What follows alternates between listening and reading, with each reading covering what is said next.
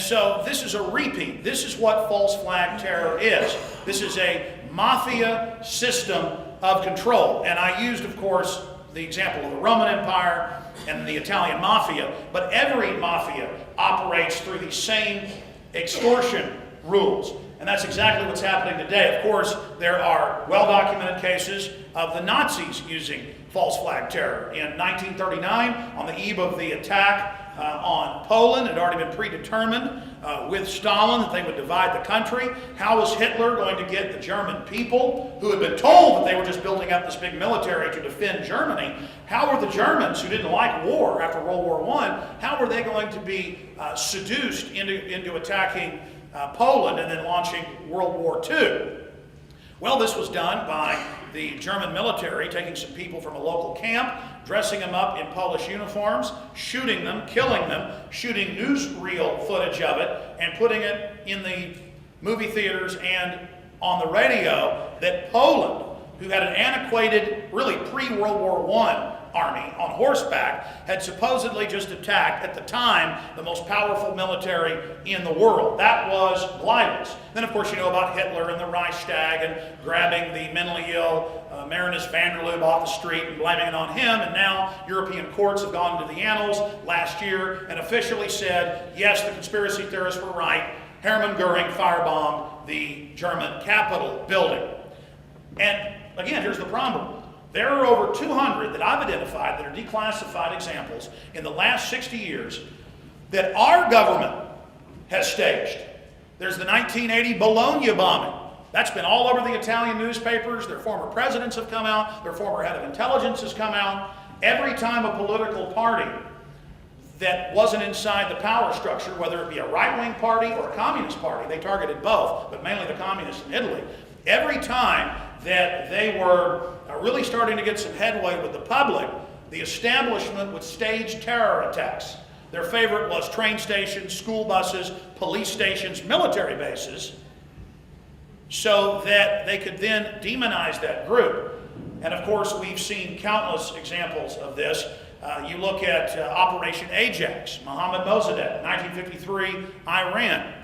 Mohammad Mossadegh was pro-Western, Time Magazine Man of the Year. He just wanted to build up and industrialize Iran. He was much more secular than any other leader they'd ever had. He wanted to be friends with everybody. And so we see the birth of the modern Al-Qaeda. The CIA, led by Kermit Roosevelt, this is now completely declassified.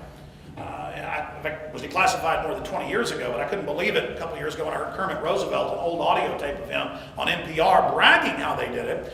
And so working with MI6 and CIA, Kermit Roosevelt went in and blew up mosques, shot people in the street, and handed out hundreds of thousands of handbills saying, "I am Mohammad Mossadegh, let's kick the radical Muslims out of Iran. We don't want them here." And so then the government used the radical Muslims buying into it, going crazy, killing people in the streets, shooting police, shooting military, as an excuse for the military to come in with the Shah and say, okay, we're going to fix this for you, we're going to set up a police state. And that leads us into another issue.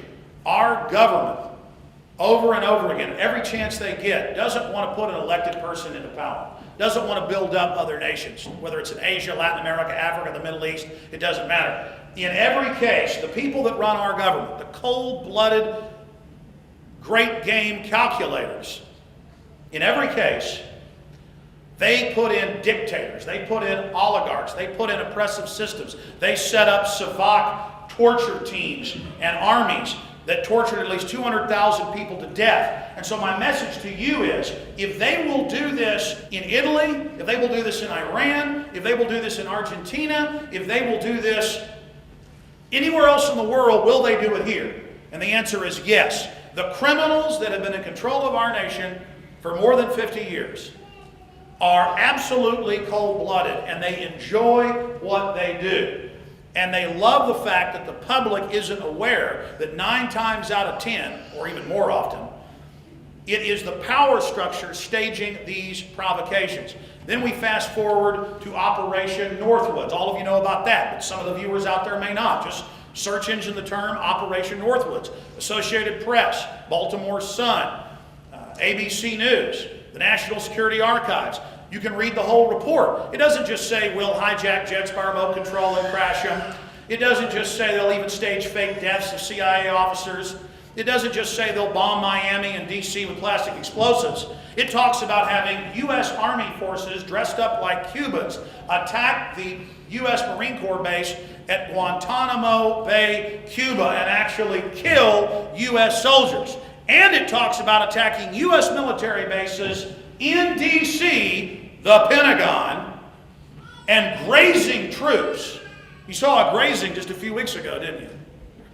And that's what's so amazing about these pathological individuals, is they repeat the same thing over and over and over and over. And guess where the shooter who's been missing for months got his gun? From a police lockup in Tennessee. Guess where the guy that shot up the courthouse in Nevada got the same gun? Same place. No record of him ever being in Tennessee. And it just goes on and on. These guys are always on medication. They prop them up. They stage the event. They never release the videotapes.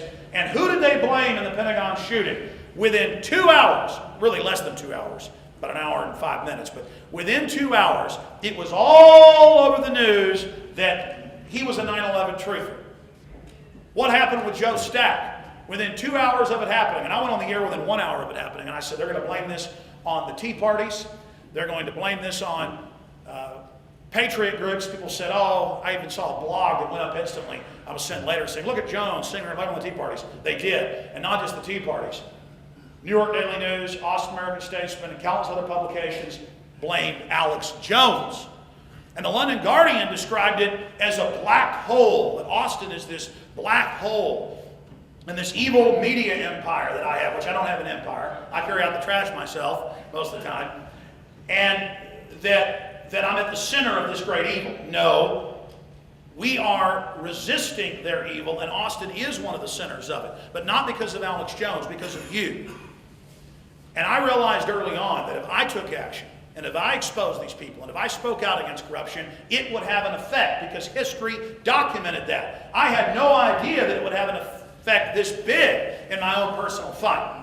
But by joining together, and by researching, and by becoming more informed, we are unstoppable. And so the message to everyone watching live on the internet right now, or people watching this 5 years from now, or to the crowd of great truth seekers who are here today, every single one of you needs to see yourselves as a dynamic leader in the front lines for the fight for the heart and soul of humanity, for the destiny of this species.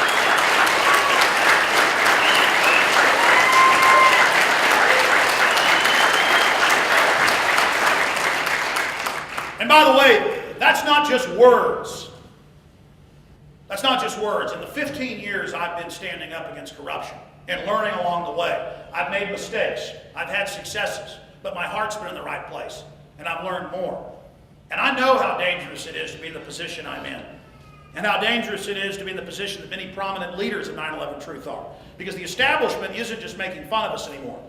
In internal White House memos, they're saying we're very dangerous, because we are actually reaching people. And depending on the poll you look at in the last 8 years, between 36% and 84%, Angus and Reid New York Times poll, 2006, 84% believe they're being lied to about the official story. And as 9/11 Truth continues to travel the country and the world and points out that 6 of the 10 commissioners have been all over major newspapers, but just a blurb here, a blurb there, saying we were lied to, this is a fraud, this is a cover-up. As 9/11 Truth takes that memo from the White House admits it's theirs. They got it through a FOIA request. Imagine what else they got. That the White House ordered the 9/11 Commission not investigate 9/11. Think about how damning that is.